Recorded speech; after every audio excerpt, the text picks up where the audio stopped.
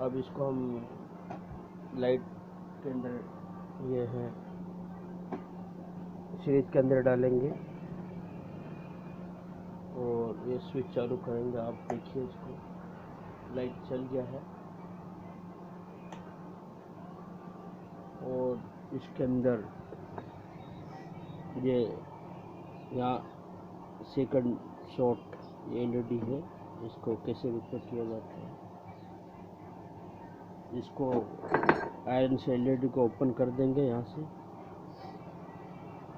इसको हटा दिया गया है, यहाँ जंपर लगाएंगे, एलईडी चालू हो जाएगी। और इसको शॉर्टिंग निकालनी पड़ेगी।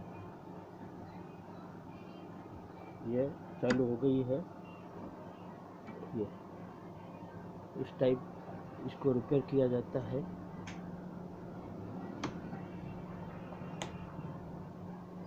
अब इसको हम जंपर लगा देंगे।